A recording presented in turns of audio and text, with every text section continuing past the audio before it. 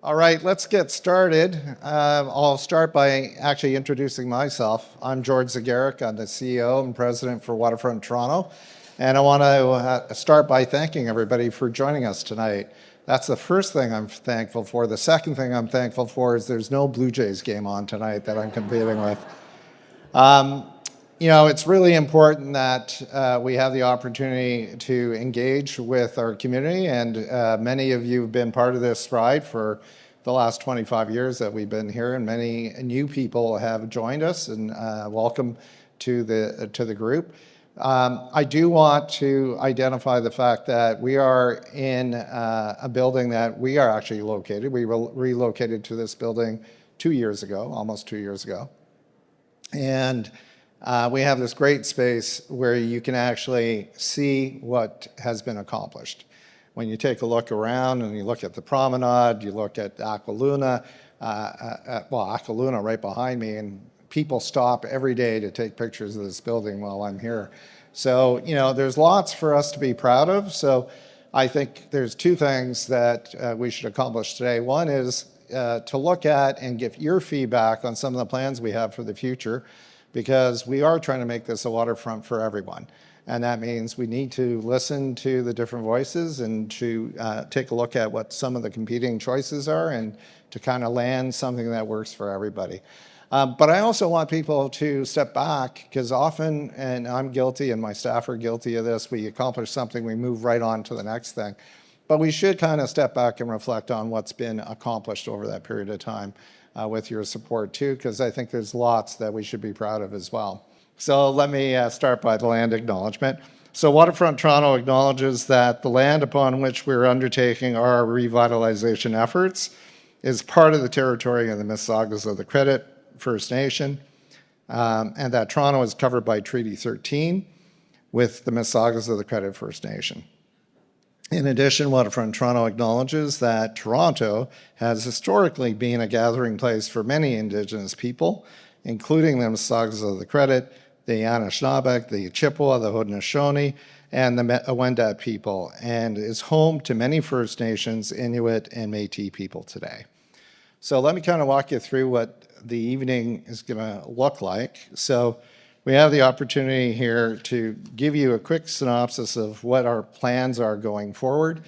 I will introduce Chris Glaisek, who's our Chief Planning and Design Officer, who will give you some background on what we're doing on Ookwemin Minising.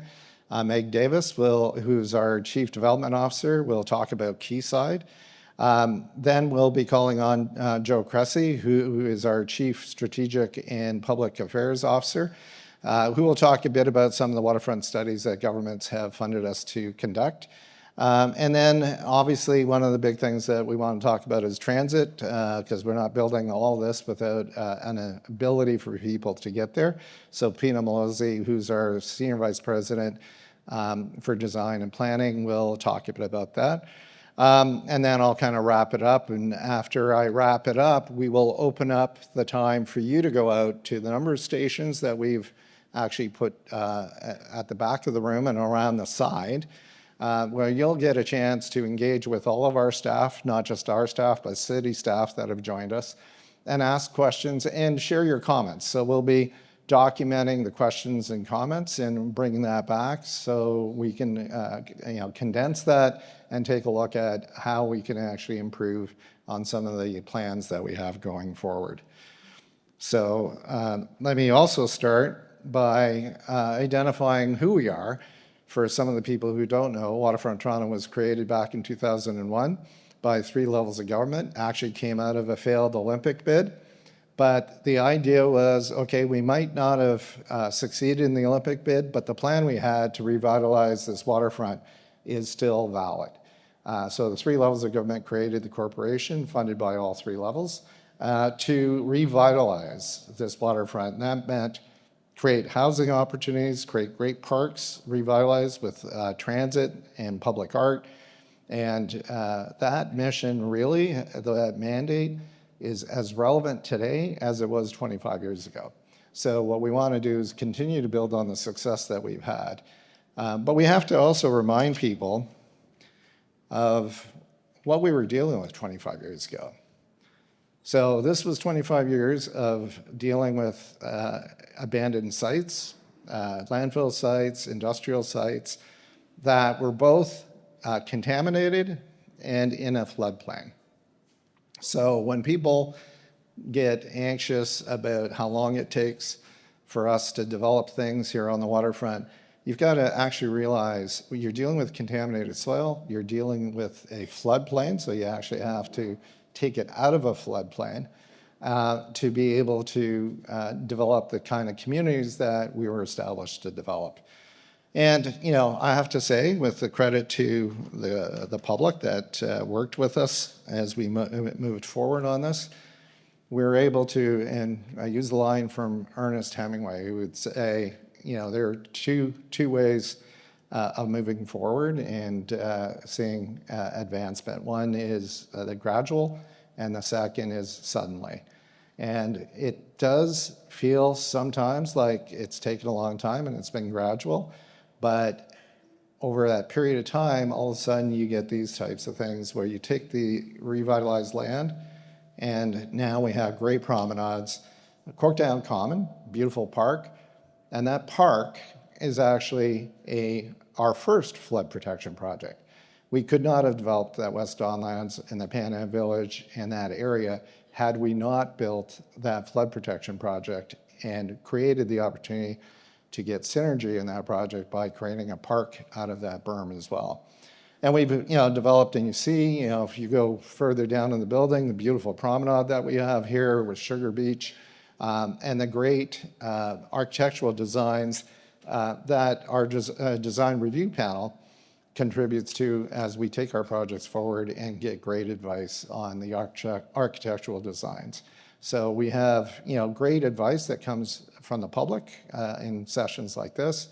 We get great advice from expert groups like our design review panel, but we also get great advice with new advisory groups that we have, including our accessibility advisory group that looks at how do we make sure that as we build out this community, it's accessible as well. So, you know, when I talk about moving gradually and then suddenly, that's kind of what I used to tell people as we were building out Ookwemin Minising and Badasgay Park. You know, people didn't know what we were doing because it was blocked off as a construction site. And then all of a sudden this summer, we open it up and people go, where did this come from? And it came from 7-8 years of hard work by our teams, our partners, the city, and the other two levels of government, and all the contractors that we have. And here's what we have now. We have a beautiful flood-protected area that's opened up 500 acres for development. We've got a beautiful park that we've established and will continue to grow out. So next year we'll open up another 10 acres. But we've got a great community place for people not only from Toronto, but from the region and internationally to come to. We have a number of visitors that we had this summer, and they have been talking to the families in Australia, Great Britain, et cetera, encourage them to come here to see the beautiful park that we built, the island, the trails, and the great promenade here. So it is something that we should all be proud of, but there's a lot of work still to be done. So let's talk about the next phase. We've got through quite a bit and accomplished a lot, but we have more to do. And I want to thank our 3 levels of government who are our partners and our third tranche of funding. So we got 1.5 billion when we were established, and then we got another 1.3 to do the flood protection, build out the island. And then we recently received another 975 million. And what's that 975 million going to get us? Well, it's establishing a community that has 14,000 units, 15,000 people will live on Ookwemin Minising. It'll have great public parks and public realm that we've already established and continue to grow out. But we'll also look to create alignment along the waterfront, making this a world-class destination site. And Joe will talk a bit about that. But we also need to make sure that we have a transportation system and a multimodal system, so bikes, pedestrian walkways, land transportation, so we'll talk about our eastern extension with regards to our streetcar system that we're planning. But we need to better utilize the water so that we can actually move people east and west and not just across to the parks. But we also are funded to be able to put some of that money into creating activation site, so trying to get Badasigay Park and the island activated. In fact, we're already targeting things for next year as we open the Lassonde Art Trail and we have FIFA coming. So it's great opportunities for us to continue to build on the asset that we've already created. But what's the bigger vision? And the bigger vision is we look forward to creating a community of over 100,000 people. That's what the target is for developing a community here, and a complete community with great parks and artwork and housing. And as you'll see, and we'll talk a bit about more detail on the housing, a lot more 2, 3, and 4 bedroom units that are the gap that we see in the city, right? So we have a lot of, studio and 1 bedrooms, but families are struggling to find housing. So we need to be able to fulfill the need of creating 2, 3, and 4 bedroom family units. So as you can see, we're building a community that, I acknowledge, what's 100,000 people? People can't understand why. Well, that's bigger than Peterborough. So we're building a city within a city and bringing a community bigger than Peterborough into our destination here. So lots to do, and what I'm going to do is turn it over to my team to give you a little bit more background on how we're going to do this, what our plans are, so that you have some context, so that when you go out to the different stations, you can share your comments, your thoughts, and ask the questions that are relevant to you. So I'm going to actually ask Chris Glaisek to come up and start us off.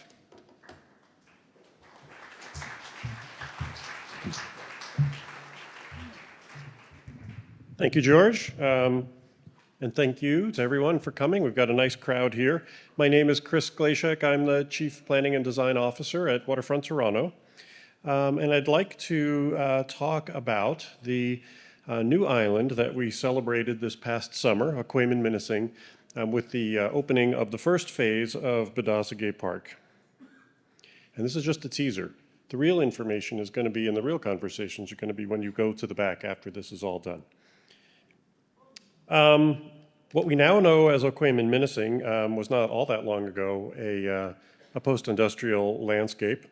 The result of years, decades really, of championing by the community, a revitalization, championing the revitalization, an international design competition, a almost 2-year due diligence process, and $1.4 billion in tri-government funding. Thank you to all 3 levels of government for that.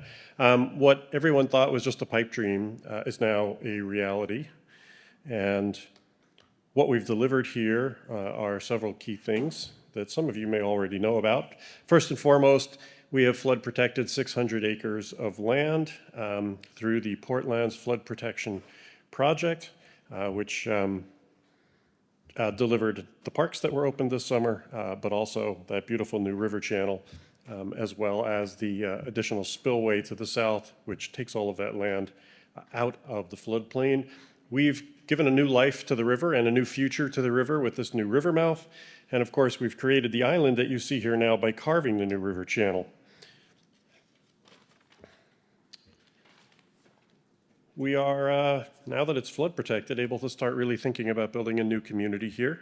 We're working to design a complete community, so that includes thinking about all of the amenities, community services, and other things that are needed to keep the community whole.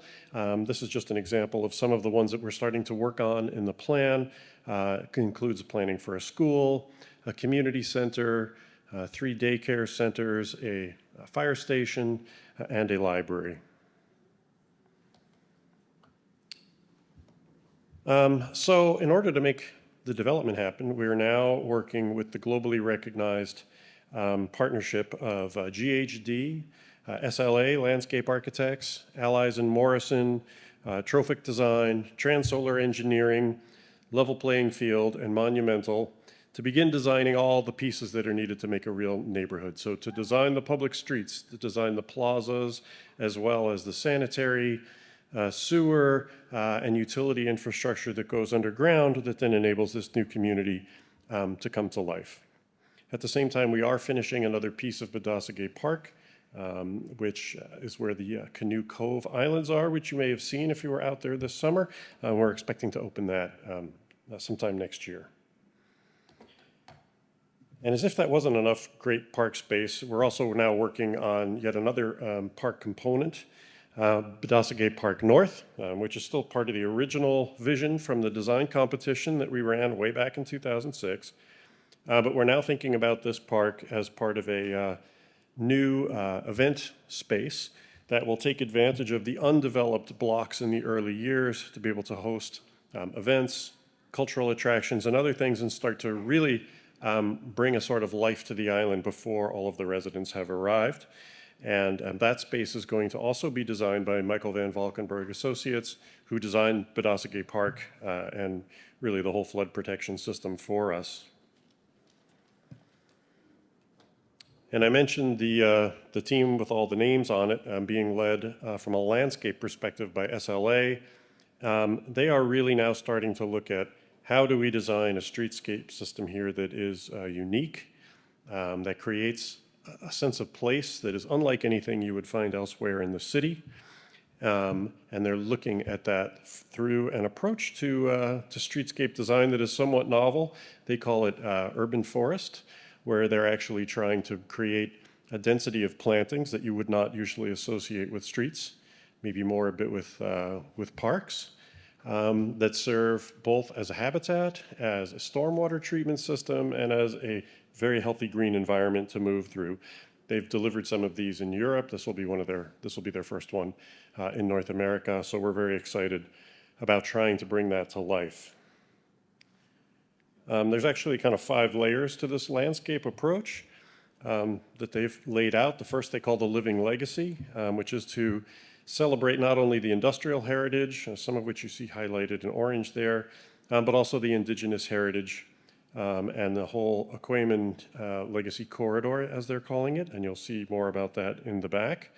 They've also identified sort of 4 characters for the main east-west corridors, which include the Keating Channel Promenade, Villiers Street, Center Street, and Commissioner Street, each of which they're proposing to have a somewhat different character to create variation and an engagement and a dynamism on the island. The third is space for nature, and that's the urban forest that I spoke about a minute ago. So trying to really take some of the incredible nature and ecology of Pina Park and the New River and weave it right into the fabric of the island, right through the community. The fourth they call everyday mobility, so making sure this is a neighborhood that people who live here can move around in comfortably, as well as the bigger streets that have been built like Cherry and Commissioners, which are kind of about regional mobility. And lastly, what we're calling strategic density. So trying to make sure that as we build the island, that all of the buildings have a really strong relationship to the public realm, that they help reinforce the connection between what goes on the ground floor inside the building and what goes on outside the building on the public streets, all while trying to deliver as much housing as we can to help with our housing crisis while delivering a human-scaled neighborhood. And I just want to point out that in spring of 2024, the city and Waterfront Toronto brought to council a proposal for increasing the density by about 60% over the original precinct plan, which is from 2017. Council not only supported that density increase, but at the same time directed city staff and Waterfront Toronto to try to look at adding even more density to the island with that target of 30% affordable housing. So that's something we're working on now. That's part of this strategic density idea. At full build out, we're now envisioning about at least 15,000 residents on the island, and we're hoping for first occupancy by around 2031. To deliver that density, we've been working closely with the world-renowned architecture firm Allies & Morrison, who are proposing to add density while looking at a variety of different building typologies. So not just tall towers, which is something that Waterfront Toronto has not typically done anywhere else on the waterfront, but trying to have a mix of tall towers, tall mid-rise, and even some townhouse units. This way, we'll keep the island varied, engaging, still allow sunlight to make it down to the ground on the public sidewalks, and also preserve key views to the waterfront. So that work is progressing, and we're very encouraged by what they've produced so far. So I'm almost done. So right now, we are working on the concept design for all of this infrastructure, streetscape, and public realm. That phase will be, that's what you're going to see presented tonight. Once that phase is finished, two things will happen. In early 2026, Waterfront Toronto and city staff hope to submit a report to City Council about adding an additional somewhere between 20 and 30% density increase to the island. And I do want to point out that the work that we're designing and what you're going to see tonight is all going to be delivered in phases. This island's not all going to be built out at once. And that applies as much to the buildings as it does to the public realm. So we're not going to build the entire street network all at once. We will build the streets in phases. So some of what you're going to see tonight may not get delivered for 5, 10, 15, maybe even 20 years, depending on how long the build-out takes.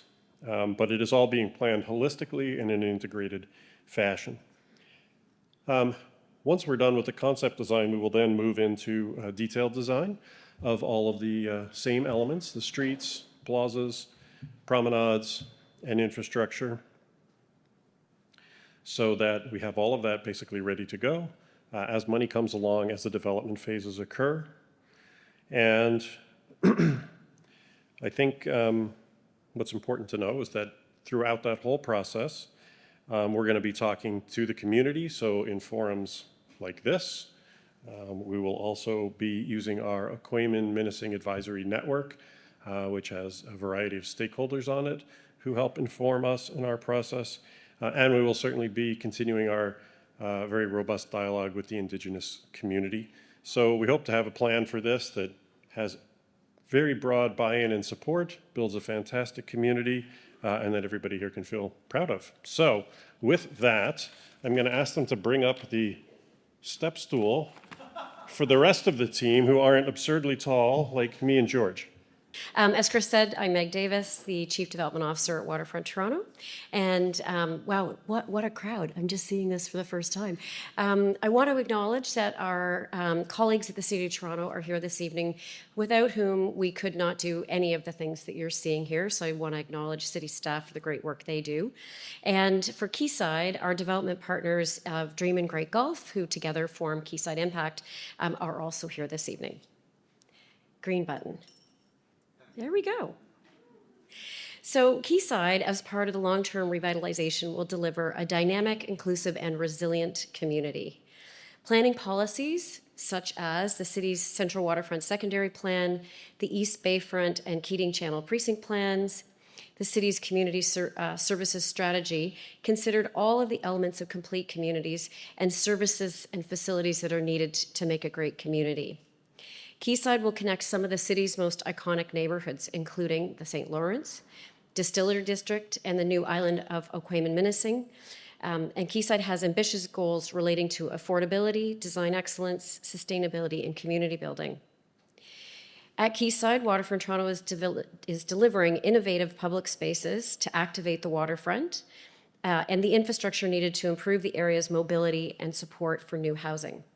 And if you have had a chance to look out the window, you'll see that we've been hard at work. And over the past 2 years, we have filled in the tip of the Parliament slip to support the extension of Queen's Quay all the way over to Cherry Street and the realignment of Parliament Street. So I invite you to take a look if you haven't already had a chance to do so. That helps us create a more traditional intersection at Parliament and Queen's Quay, improving the experience for everyone, including pedestrians and cyclists.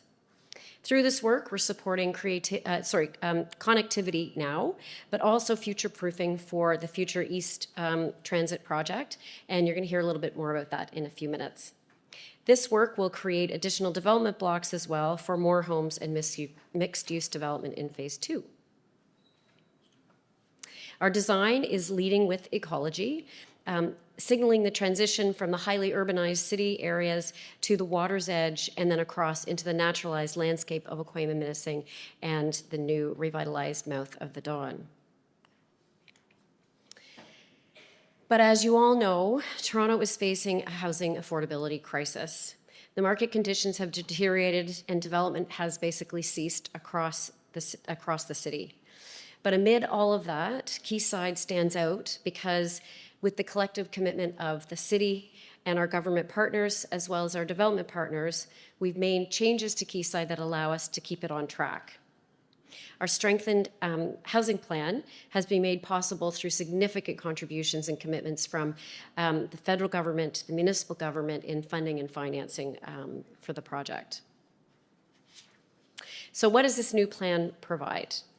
It will deliver more affordable housing sooner. In Phase 1, we'll be accelerating approximately 533 affordable rental homes, which is about 100 more than what we had originally proposed. The housing will focus on families, with about 57% being 2, 3, and 4-bedroom units. We're also introducing over 1,100 purpose-built rental homes, a tenure that we haven't had yet in the waterfront and is sorely needed. And that will replace previously planned market condominiums. While we were doing our work on this strategy, we met with the not-for-profit affordable housing providers to find out what their approach would be to providing efficient and faster delivery of housing. We heard that standalone buildings provide operational efficiencies and are easier to manage. So previously, blocks 1A, 1B, and C, and you'll see this better when you go over to see the station, were to be a mix of affordable housing and market condominiums. Given the feedback that we heard, we have transitioned to the low-rise bar building along the front of the property, 1C, to be entirely affordable housing in 3 manageably sized buildings. By modifying the design and the approach to construction, we can deliver more homes faster. Although timber is no longer part of the plan, it will not diminish the sustainability goals of net zero for Quayside. Block 1B, that you can see on this plan, will still be a mix of affordable units with market rental units, and Block 2 will be all market rental units. Construction should be underway in 2006, and the first residents will be moving in 2031. And then on the condominium portion of the site outlined in red, which is 1A, was originally proposed for a single 67-story condo tower with 1,100 units. The current market conditions can't support a building of that size and that many units coming on market all at once. So the solution is to phase the development by breaking it into 2 smaller buildings, and you'll see that again over on the boards. The city is considering a rezoning later this fall for that to take effect. So what does this all look like? At the heart of the new neighborhood will be the community forest, a green corridor stretching from Bonnycastle to Small Street. It'll be one of the largest, greenest privately owned public spaces in the city, with a vibrant network of car-free spaces where the community can gather. Phase 1 will also include a community hub, a new child care center to support all the community needs, as well as a rooftop urban garden to create opportunities for farm-to-table partnerships, education, and special events. The design continues to be led by a strong roster of architects, including Alison Brooks, Henning Larson, SLA, and 2 are architects who are guiding the Indigenous design, and they're all from the original team. And now we've added the strength of Alison Morrison and Teeple Architects to our team. Quayside also will be a zero fossil fuel, zero carbon certified master plan community with a variety of sustainability innovations like carbon-free heating and cooling systems, as well as low carbon building materials. So looking ahead, for Phase 1, we're moving into detailed design, site plan approvals, advancing the zoning, all with the help of our city partners. Phase 2 will follow within a few years and will include mixed-use development, school site, a cultural destination, and a new park. In closing, Quayside is more than just a development. It's proof that delivering housing is possible through hard work and commitment of governments and collaboration with the private sector. So with that, I'm going to pass you over to our Chief Strategy and Public Affairs Officer, Joe Cressy, to take you through the next. I don't know, Joe, if you want the little riser.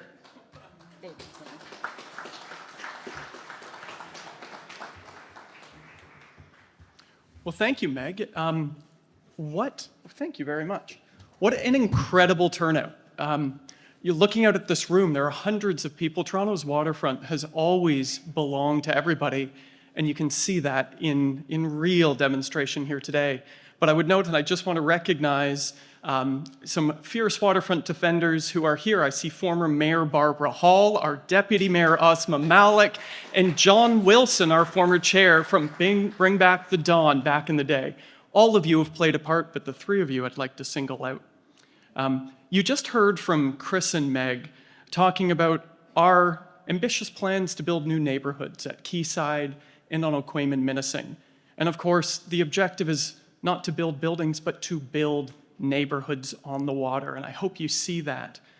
But our job at Waterfront Toronto is more than simply building complete communities. It is to stitch together and unlock an integrated and connected waterfront. And it's on that basis that I want to tell you a bit more about what governments have funded us to do in this next phase. So a year-round connected waterfront. We're building two neighborhoods, but how do we unlock the potential to reorient the city to the lake, to stitch us together in the central and eastern waterfront? Well, to that end, governments have funded us as part of our work in three areas. Early activation on Ookwemin Minising. I'm going to tell you a little bit about that. A destination strategy to look at a consistent waterfront approach to bring new destinations and attractions in a complementary fashion. That's the second. And then third is on marine use, something that George touched on and Chris leads. So let me begin with Ookwemin Minising and our early activation program. So as many of you may have experienced, and as Chris and George were talking about, flood protection created a new river, which in turn created a new island. And many of you hopefully have seen and experienced that new river and part of Bidasike Park that opened this summer. But the full build-out of this island, as much as we'd love to see it here overnight, it will take decades for the full island to be built out. But our goal is not to wait until it's being built out to transform it into something living now.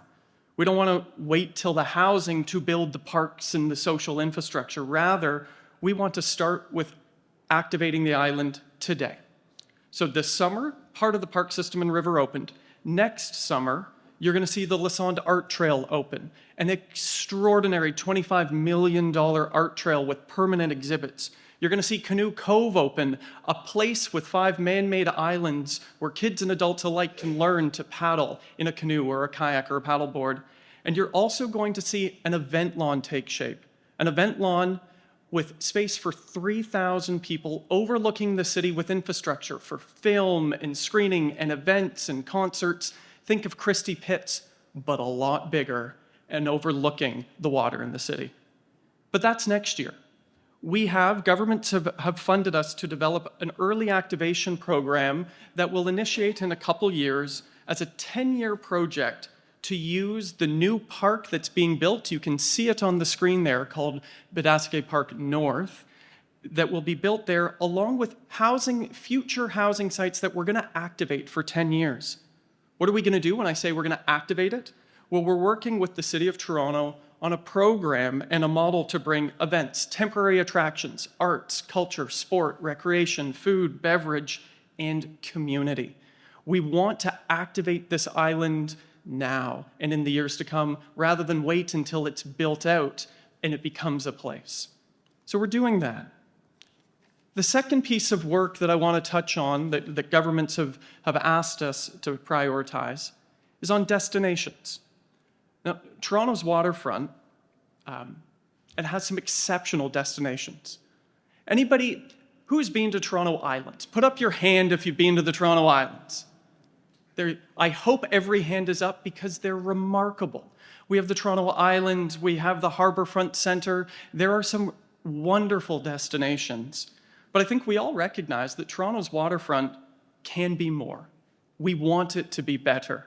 This is a generational project to turn Toronto into a waterfront city. And so if we aspire to reorient our city to the lake, we know a dedicated focus on ensuring we have destinations and attractions as part of that, along with complete communities and neighborhoods. So we're undertaking this work on behalf of government partners. So what are we looking to do? What is a waterfront destination strategy? 3 components. The first is an overarching vision that we as Waterfront Toronto, you as our public, as the public who we are accountable to, and our government partners, that we commonly share. What are the destinations we have today? Who uses them? What do we need in the future? Where should they go? These are the questions we hope to unlock. And ultimately, we're looking to identify those identified opportunity sites along the waterfront, including on Ookwemin Minising, that we'll look to transform into new attractions. We're looking to unpack what are the potential uses for those sites, and then a roadmap to implement on them. And over the coming year, we're going to be talking to you and the public in large and small forums a lot about this piece of work. And then the third stream I'll touch on now is, as part of our next phase of work on behalf of governments, is on the marine use strategy. And so what are we trying to do here? What's our objective? Simply put, it's to activate the inner harbor for a range of transportation options. So rather than just the ferries that are going to and from the islands and the water taxis that jut about everywhere, is a comprehensive approach to use our water to move people east-west, to stitch the inner harbor together as if it was a necklace so you can hop on and off and go around it, maybe from Harbourfront Centre to Ookwemin Minising to the islands and in between. And so in 2020, Waterfront Toronto, the City of Toronto, Ports Toronto, and the TRCA, you'll find with us there's always a lot of organizations involved. We updated a formal marine use strategy. Now we're moving to implement. We're exploring long-term options, something that Chris Glaisek has really helped to lead on, like a sea bus option, something they do in lots of cities around the world. But we're also looking at short-term options to implement in the year to 2 years ahead to move people east-west. And this is all part of our broader efforts to create a connected and active waterfront. And so I'll close here by just saying, you see on the slide there a little bit about what we've heard in this first summer at Ookwemin Minising. But what this slide really speaks to is that building a new city on the waterfront is up to all of us. At Waterfront Toronto, we work on behalf of 3 orders of government, but we are accountable to you, the public. And that means meaningful engagement. Engagement to design our projects, to build our buildings, to undertake new studies like the ones I just talked about. This is a city building project that requires all of us. And it's in that spirit that we're carrying on this work and that you're here tonight. And with that, I want to turn the floor over to Pina Mallozzi, who is going to talk about Waterfront East Transit. Pina. Meg, you're not alone needing the riser. Thank you, Joe. Hello and welcome, everyone. Wow, there really is a lot of people in the room. I'm Pina Mallozzi, the Senior Vice President for Design at Waterfront Toronto. It's great to see many familiar faces, but also a lot of new faces in the room with us tonight.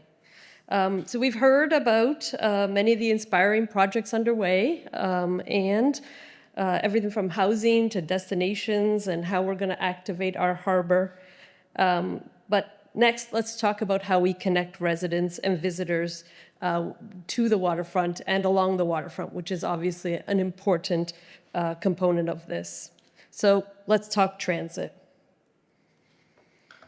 The Waterfront East Transit is designed to help bridge communities and destinations, new and existing, along the eastern waterfront. It will connect residents, workers, and visitors from Union Station along the eastern waterfront to Ookwemin Minising and then to East Harbor.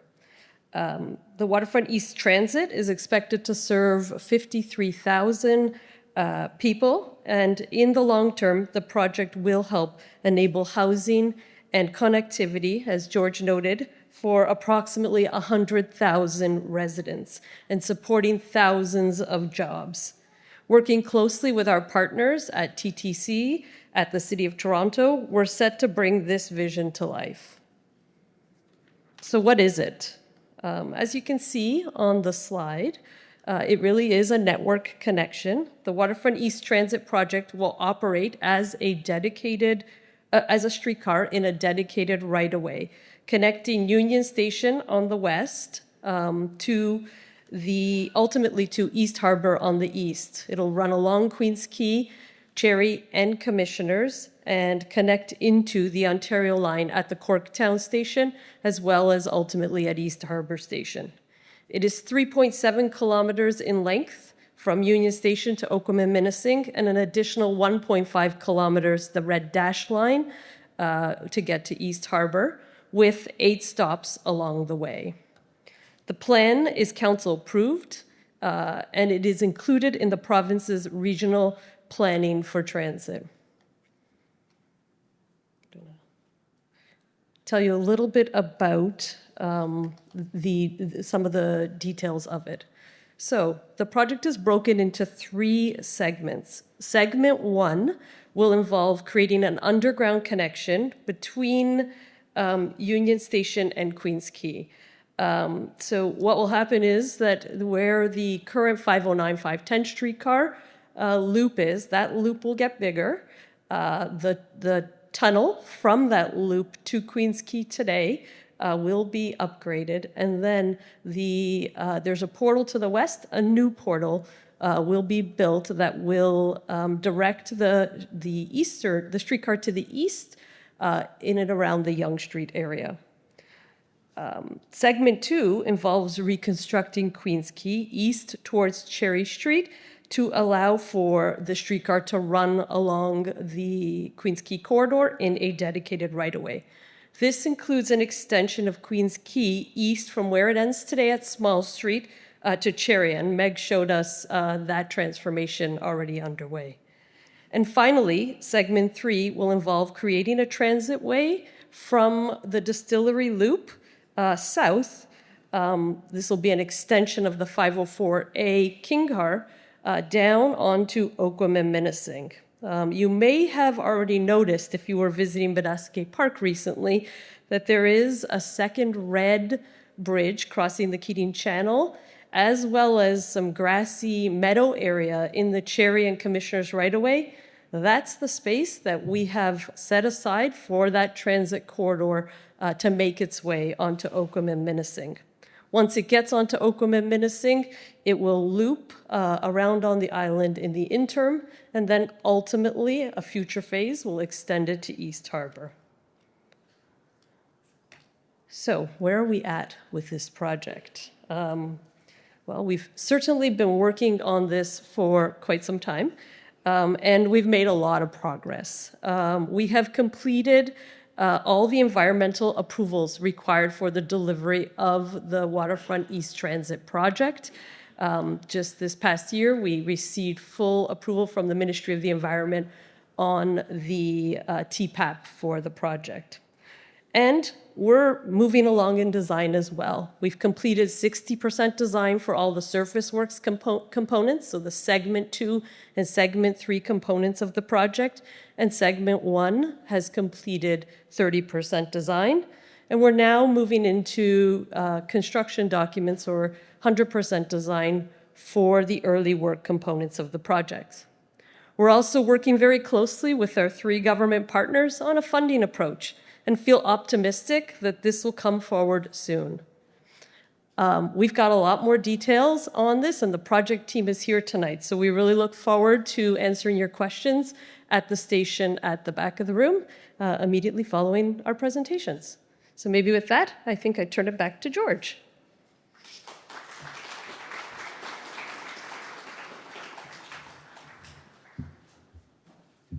All right. Well, thank you again, Pina. And I would just elaborate, as Pina has pointed out, a lot of the work is well underway with regards to that extension. It is not an Eglinton Crosstown LRT. It is an extension of the streetcar system going Just as we have it right now, the 509 goes west all the way down to the exhibition. It's just extending it now going east. We've also de-risked as much as possible, as Pina said. We already have the LRT bridge in play. We've filled in the Parliament slip portion that would extend this going across. And if you go to Badasigay Park right now, you will see a corridor that's already built for it.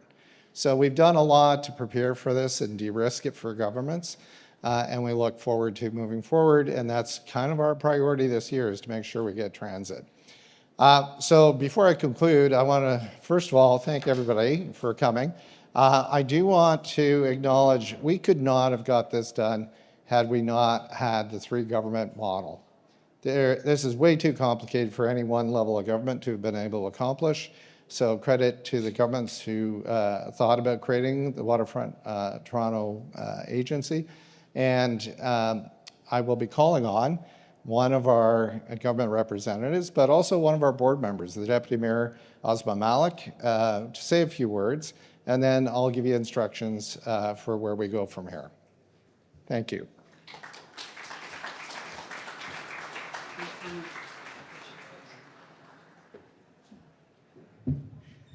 Thanks so much. How is everyone doing?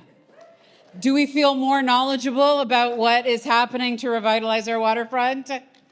Can we get a cheer in the back if that's the case? How many of us have a lot of questions that we want to get answered? Well, I will not stand in your way, but I'm very honored to be here tonight. As was mentioned, my name is Asma Malik, and I'm very proud to be Toronto's Deputy Mayor. So proud to be the City Councillor right here in Spadina, Fort York, home of so many of the incredible projects that are continuing to move forward, and that Waterfront Toronto, with all three levels of government and so many incredible project teams, staff, to move forward. But most of all, at the heart of it, are our communities. And I just want to give everyone who is here so much appreciation, everyone who has been a part of advocating for our waterfront, even when it was just an idea, a twinkle in our eye to make it happen. Can we give a big cheer to all of you for sticking with us and for making this possible? I appreciate the kind introduction and to everyone's presentations this evening as well. And it is so exciting to be here with neighbors, with business leaders, and with so many folks who are calling the East Waterfront their home, the place to work, to learn, and to grow. And for so many of you who are here from also across the city, seeing what's happening here, understanding a little bit more, and seeing how it can be an example for the work that we do together. For me, my priority is to work together for that livable, affordable, and green community, especially in our downtown neighborhoods and especially where we have the potential to continue to grow.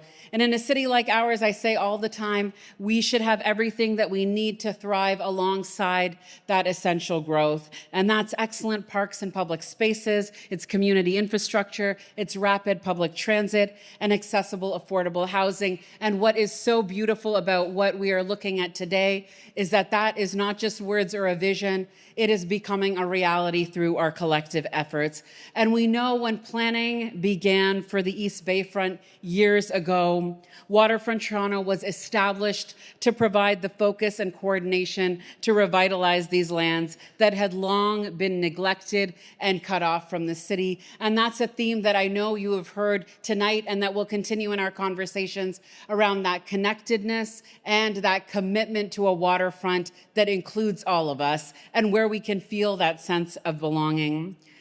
Their leadership, along with City of Toronto staff, has led to successes we've seen on our waterfront. You've heard it here, new communities, businesses, public spaces, and infrastructure that we need to continue to support livable neighborhoods. And I'm committed to build on that foundation and committed to continue that work with you. And as part of that, we started off the year this past January I was thrilled to join federal and provincial government partners and Waterfront Toronto to announce a nearly $1 billion investment into the next phase of waterfront revitalization, funding to enable that infrastructure that we've been talking about, the 14,000 housing units, a minimum 20% affordable, and the extension of the incredible Badasigay parkland that we've heard more about tonight. This comes alongside City Council approved purpose-built rental housing incentives to fast-track 1,250 new rental and 550 affordable units at Quayside starting next year. That is an outcome of our work together. And this is what is possible when there is a strong vision for our waterfront and where there is the will to use all the tools that we have to meet our challenges and when governments work together. And you know that this type of ambitious work does not come without its challenges. And that's why opportunities like tonight are so important for us to continue to hear what's on our mind, what's exciting that we're seeing, what are the questions that we're holding, and most of all, what are the ideas that you continue to bring to this process so we do this well. This momentum for our work together is continuing, and there is more to do. You heard a little bit about it here. The East Waterfront LRT is critical to building this new community, these new communities, and I am committed to getting that funded, started, and continue with you. And community infrastructure that includes new schools need to be completed, and we know that that is collaborative work, better connections across the Gardner, and of course to the new Ookwemin Minising Park and communities. How many of you have had a chance to see what is being shaped on our new island? We love our existing island, and our new island is really amazing. As always, I'll be there to advocate and to move this forward in delivering for our waterfront and our city every step of the way. I want to again thank Waterfront Toronto staff and the city for organizing this opportunity and this open house tonight, to be able to share with you the incredible progress that has been made to date and what is to come. And thank you all again for giving your time tonight. I'm looking forward to hearing from you, your questions, our discussions, and together we can achieve a waterfront community that meets the challenges of climate leadership, of our housing needs, and that builds equitable and accessible neighborhoods that welcome visitors, that we can call home, that have successful businesses, and most of all, that we can be proud to call a place for all of us. Thank you so much.